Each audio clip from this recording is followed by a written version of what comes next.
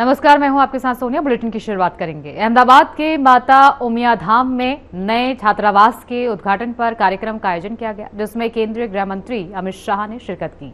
इस मौके पर अमित शाह ने सभा को संबोधित किया। क्या कुछ कहा, चलिए आपको सुनाते हैं। बोलो उमिया मात की जय।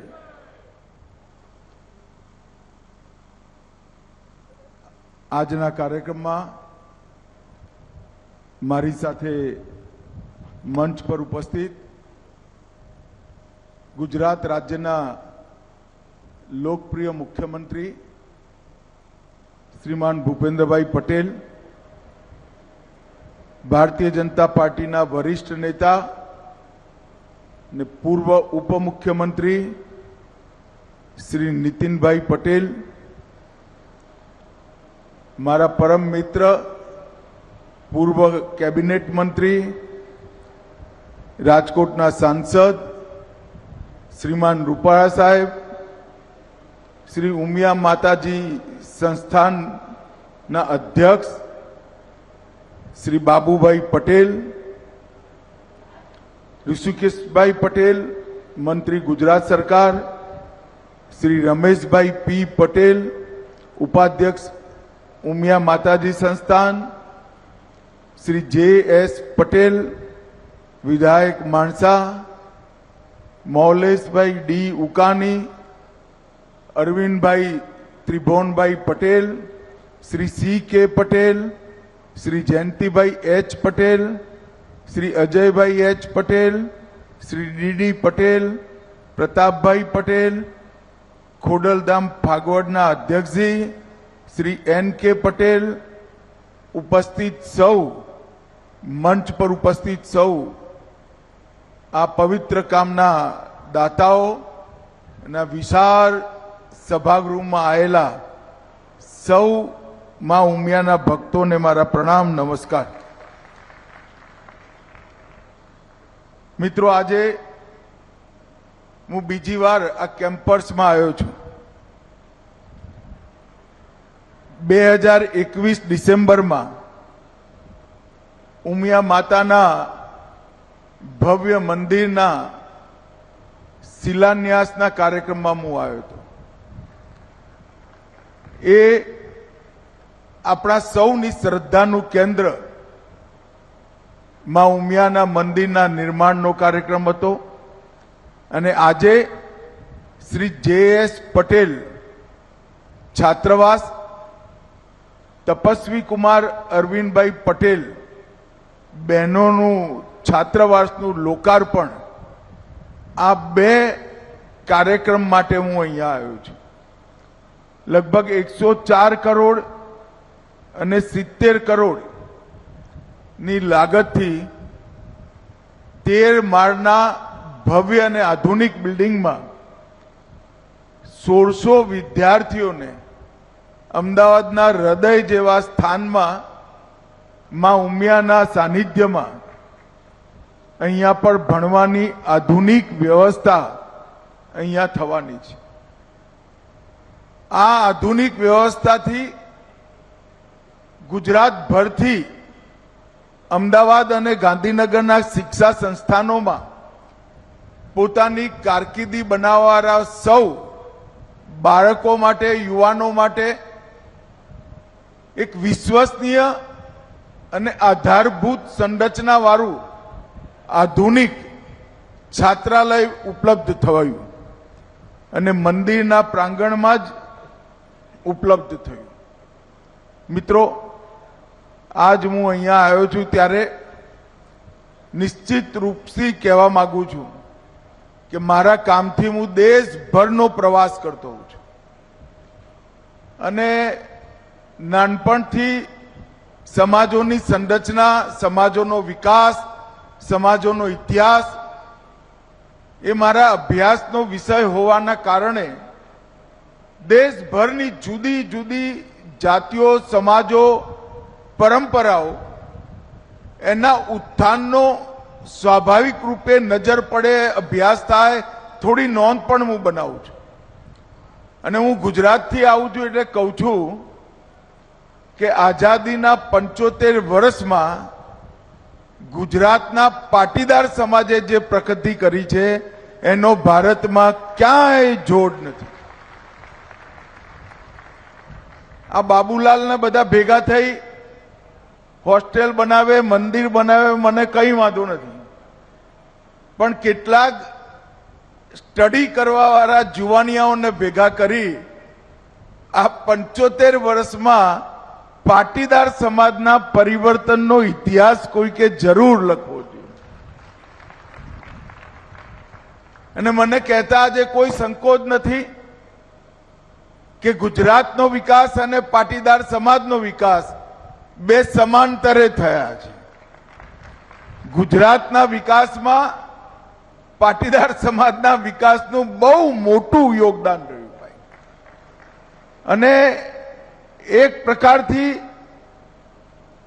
ત્યાગ, તપસ્યા, પારદર્શિતા, પ્રામાણિકતા, પુરુષાર્થ અને દેશભક્તિ આ બધું જ એક સાથે શોધવું હોય તો પાટીદાર સમાજમાં તરત જ મળી જાય. અને આવડું મોટું પરિવર્તન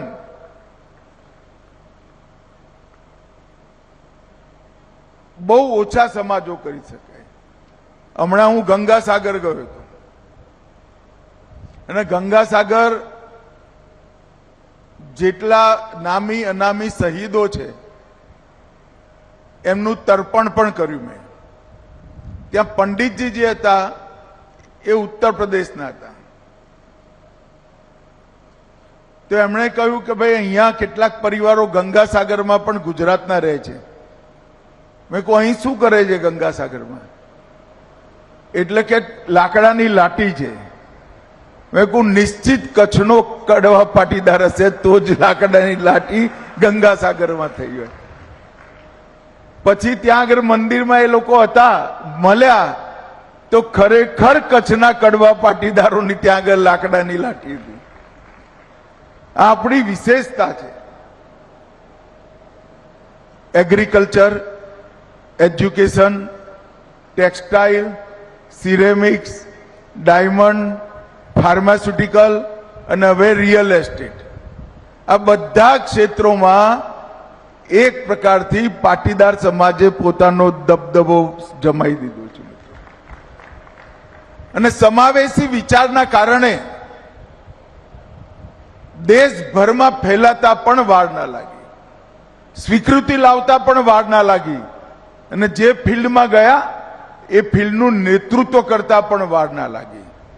સાદગી અને સમાવેશી વિચાર આ બે લક્ષણોના કારણે પાટીદાર સમાજ ખાલી ભારતમાં જ નહીં, અમેરિકામાં જઈને પૂછે કે ભાઈ કોઈ પણ મોટેલમાં જાઓ અને માલિકનું નામ પૂછો તો ગુજરાતના પાટીદાર સમાજનો છોકરો એનો માલિક હશે.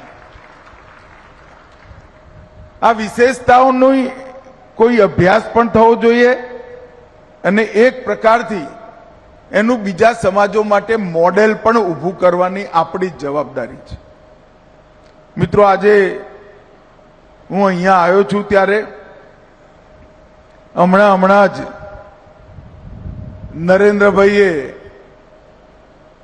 નરેન્દ્રભાઈના નેતૃત્વમાં, નરેન્દ્રભાઈના પરાક્રમથી બંગાળમાં મોટું પરિવર્તન કરવાનું કામ બંગાળની જનતાએ કર્યું છે. ને બંગાળની અંદર પરિવર્તન થવાની સાથે જ ગંગાસાગરથી લઈ ગંગોત્રી સુધી જેટલો પણ ભારતનો ભૂભાગ છે એ દરેક ભૂભાગ પર ભારતીય જનતા પાર્ટીનો ભગવો ફેરવવાનું કામ દેશની જનતાએ કર્યું.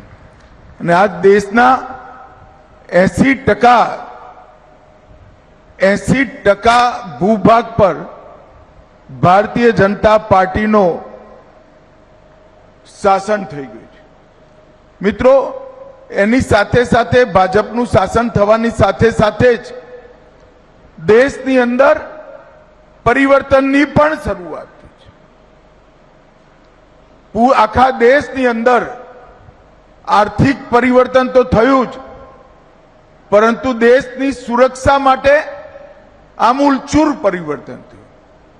આંતરિક સુરક્ષાની વાત કરીએ તો આતંકવાદ, નક્સલવાદ 10 વર્ષના ટૂંકા ગાળામાં નરેન્દ્રભાઈના નેતૃત્વમાં સમાપ્ત થઈ ગયું. 5 દશકથી 50 વર્ષથી નાસુર બનેલા નક્સલવાદને 31/3/2026 સમાપ્ત કરવાનું કામ આ ભારતીય જનતા પાર્ટીની સરકારે કર્યું. અને બંગાળમાં તો હજી બંગાળના મુખ્યમંત્રીએ શપથ લીધા છે. હજી તો ખાલી શપથ લીધા છે. પહેલા રોજ 5-10 હજારની ઘૂસણખોરી થતી હતી, હવે રોજ 5-10 હજાર પાછા જવાના ચાલુ થયા છે. અને હમણાં જ પીએમ સાહેબે જેની ઘોષણા કરી હતી એ ડેમોગ્રાફી ચેન્જ કમિશન ભારત સરકારના ગૃહ મંત્રાલય બનાવ્યું. મિત્રો, આ ડેમોગ્રાફી ચેન્જ કમિશન જે છે, જે અકુદરતી જનસંખ્યામાં બદલાવ થયો છે એનો અભ્યાસ કરશે, એના કારણોની તપાસ કરશે, એના કાયદાકીય રસ્તાઓ શોધી આવનારા દિવસોમાં જે આ ઘૂસપેઠના કારણે કૃત્રિમ જનસાંખ્યિકી બદલાવ થયો છે, આપણા જનસંખ્યાનું પ્રમાણ માપ બદલાયું છે, એ પ્રમાણ માપ સરખું કરવાનો કાર્યક્રમ પણ થોડાક જ સમયમાં ચાલુ થવાનો છે. અને મિત્રો, જ્યારે એસઆઈઆર ચૂંટણી પંચે ચાલુ કરી એ વખતે દેશભરમાં રાહુલ ગાંધી અને એમના સાથી પક્ષોએ એક અભિયાન ચલાવ્યું, વોટ ચોરી અભિયાન. સુપ્રીમ કોર્ટમાં ગયા, કેટલાય કેસો કર્યા. બંગાળની ચૂંટણીમાં બંગાળની જનતાએ બતાવી દીધું કે અમે એસઆઈઆરની સાથે છે, દેશમાં ઘૂસપેઠ ના થવી જોઈએ.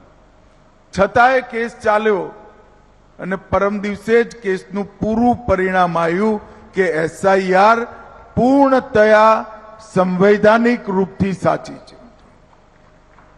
અને ભારતીય જનતા પાર્ટીની નરેન્દ્ર મોદી સરકારે પ્રસ્થાપિત કરી દીધું કે આ દેશની અંદર દેશનું ભવિષ્ય નક્કી કરવાનો અધિકાર કેવળ ને કેવળ દેશના નાગરિકોનો હોવો જોઈએ, દેશના અંદર આવેલા ઘૂસપેઠિયાનો ના હોવો જોઈએ.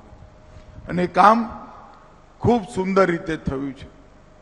મિત્રો, આજે 2 દાતા પરિવારોના મુખ્ય દાન અને અનેક લોકોના દાનના પ્રવાહથી અમદાવાદના હૃદયસમા સ્થાનની અંદર 1600 યુવાનોને સુચારુ રૂપે ભણવાની આધુનિકમાં આધુનિક વ્યવસ્થા થઈ છે. અહીંયા માં ઉમિયાનું મંદિર તો બને જ છે, પણ એની સાથે સાથે સમાજને ઉપર ઉઠાવવા માટે અને સમાજની અંદર એક પ્રકારથી દરેક વ્યક્તિને સમાન અધિકાર મળે એના માટે પણ અનેક સામાજિક સંરચનાઓ થવા જઈ રહી છે. બાબુભાઈ પટેલ અને એમની ટીમ અને ઉમિયા માતા સંસ્થાનને મારી અનેક અનેક શુભકામનાઓ છે. અને આવનારા દિવસોમાં તમારા બધા જ પ્રકલ્પ જે બાકી છે એ જલ્દીથી જલ્દી પૂરા થાય એવી માં ઉમિયાના ચરણોમાં પ્રાર્થના કરી મારી વાત પૂરી કરું છું. વંદે માતરમ.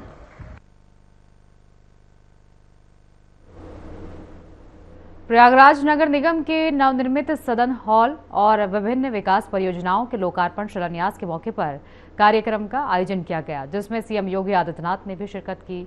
इस मौके पर सीएम योगी ने सभा को संबोधित किया। भारत माता की, भारत माता की, भारत माता की, वंदे वंदे वंदे। गंगे मैया की, गंगे मैया की, यमुना मैया की, यमुना मैया की। प्रयागराज भगवान की, प्रयागराज भगवान की। नमः पार्वती पतिये हर हर। नगर निगम कार्यकारिणी के हमारे सभी पार्षदगण, भारतीय जनता पार्टी और महानगर से जुड़े हुए हमारे सभी प्रबुद्धजन, उपस्थित बहनों और भाइयों, आज गंगा दशहरा का पावन पर्व भी है। गंगा दशहरा के ही इस पावन पर्व पर नगर निगम कार्यकारिणी के 3 सफलतम वर्ष पूरे हो रहे हैं। मैं इस अवसर पर नगर निगम के महापौर श्री उमेश चंद गणेश केसरवानी जी को, सभी पार्षदों को हृदय से बधाई देता हूं और गंगा दशहरा की भी पूरे प्रदेशवासियों को बधाई देते हुए मां गंगा से पूरे प्रदेश और पूरे देश के मंगल कामना की प्रार्थना भी करता हूं। बहनों और भाइयों, प्रयागराज नगर निगम की इस कार्यकारिणी को सौभाग्य प्राप्त होता है कि इसने इस सदी के महाकुंभ के आयोजन को संपन्न कराने में अपना योगदान दिया। जब गत वर्ष प्रयागराज के इतिहास में और दुनिया के इतिहास में प्रयागराज ने एक नए अध्याय का सृजन किया, एक भव्य और दिव्य कुंभ का आयोजन, महाकुंभ का आयोजन करके पूरे देश को और पूरी दुनिया को अपनी ओर आकर्षित किया। 45 दिन के इस आयोजन में 66 करोड़ से अधिक श्रद्धालुओं ने आकर के मां गंगा, मां यमुना और मां सरस्वती के त्रिवेणी के इस महासंगम में ज्ञान, भक्ति और कर्म की एक नई प्रेरणा प्राप्त करके ऊर्जा के उस अक्षय स्रोत भारत की वैदिक और पौराणिक काल के इस पावन धरा को नमन करके अपने पूर्वजों के प्रति कृतज्ञता ज्ञापित करते हुए इस संगम में स्नान की, आस्था की स्नान की पवित्र डुबकी लगा करके अपने जन्म और जीवन को धन्य किया था। नगर निगम हमारी कार्यकारिणी ने उनके स्वागत के लिए, उनकी सुविधा के लिए हर संभव प्रयास किया था और परिणाम रहा भव्य और दिव्य कुंभ को हम दुनिया के सामने दे पाए। यही प्रयागराज है बहनों और भाइयों। 2017 के पहले माघ मेला हो, कुंभ के आयोजन हो,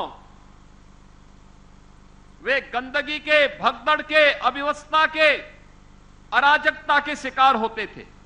लोग आना नहीं चाहते थे, लोग आना नहीं चाहते थे।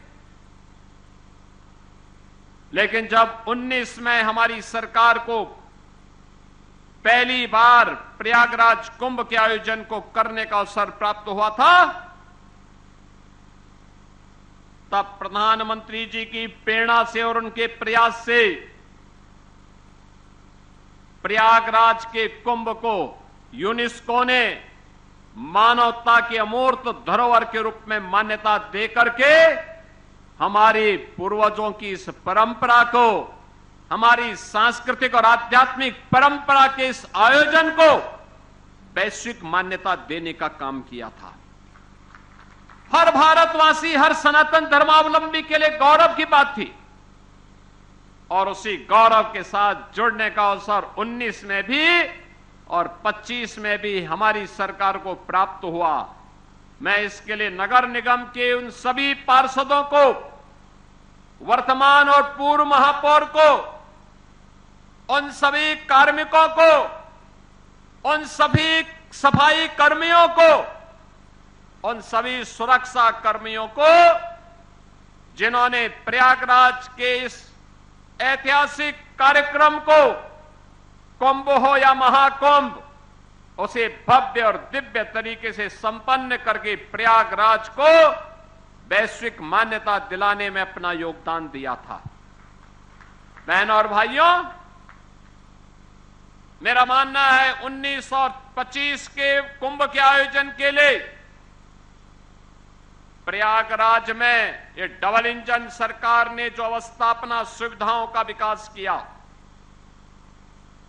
ये अवस्थापना सुविधाओं को अगर सही तरीके से हम मेंटेन करके लेके चले तो अगले कुंभ के आयोजन तक ये आपके लिए एक नया धरोहर तो रहेगा ही, अगले कुंभ के लिए फिर नए सिरे से फिर हजारों करोड़ रुपए प्रयागराज के विकास के लिए स्वतः स्फूर्त भाव के साथ आते हुए दिखाई देंगे। लेकिन अपनी जवाबदेही और जिम्मेदारी का पालन करते हुए यहां के लोकप्रिय महापौर ने विरासत को विकास के साथ जोड़ करके प्रधानमंत्री जी के संकल्पों को आगे बढ़ाने के लिए जो कार्य किया, आज उसका परिणाम हमें यहां देखने को मिल रहा है। मुझे याद है 25 के प्रारंभ में, 24 के प्रारंभ में हम लोग आए थे जब प्रयागराज कुंभ के आयोजन को हमें आगे बढ़ाना था। तब हम लोगों ने यहां निरीक्षण किया था। आप सोचो, 161 वर्ष पुरानी बिल्डिंग है ये, जो नगर निगम का हॉल है, और इतना भव्य और दिव्य हॉल बन गया है पार्षदों के बैठने के लिए, नगर निगम की कार्यकारिणी के लिए। इसके लिए मैं आप सबको बधाई देता हूं। भव्य और दिव्य हॉल। नगर निगम आज अपनी 400 करोड़ रुपए की परियोजनाओं का शिलान्यास भी और लोकार्पण भी करा रहा है। यानी हम रुके नहीं हैं, हम थमे नहीं हैं, हम तो मां गंगा की धारा की तरह ही अविरल होकर के अपनी इस यात्रा को विकास की धारा के साथ मां गंगा से प्रेरणा प्राप्त करते हुए निरंतर और निरंतर चरेवेती के मंत्र के साथ आगे बढ़ेंगे और हमारी यात्रा विकास की गति को प्रगति की ओर बढ़ाने का काम करेगी। ये 400 करोड़ यहां के कार्यों की मॉनिटरिंग के लिए कहीं जोनल कार्यक्रम बनेंगे, कहीं पर शिवालिक पार्क की नई श्रृंखला खड़ी होगी। याद करिए ना, शिवालिक पार्क वेस्ट को कैसे बदलता है, वेस्ट टू वेल्थ की एक बेहतरीन सफल कहानी में से एक कहानी है, एक सक्सेस स्टोरी है। वेस्ट टू वेल्थ की सक्सेस स्टोरी शिवालिक पार्क है, जिसमें 400 टन वेस्ट मटेरियल लग करके अलग अलग तीर्थों के 12 ज्योतिर्लिंगों की रिप्लिका खड़ी करके लोगों के लिए कौतूहल का विषय बनाया था उस समय नगर निगम ने। बहनों और भाइयों, यह कार्य हमें एक नई पहचान दिलाता है। याद करिए, पहले अक्षय वट का दर्शन करने की अनुमति नहीं थी। 2019 में प्रधानमंत्री जी की प्रेरणा से अक्षय वट को भी आम श्रद्धालु के दर्शन के लिए खोल दिया गया। अब कोई भी जाकर के दर्शन कर सकता है, सरस्वती कूप से जल ग्रहण कर सकता है। बहनों और भाइयों, पहले भारत। बुलेटिन में फिलहाल के लिए इतना ही। आगे की तमाम खबरों के लिए बने रहिए हमारे साथ।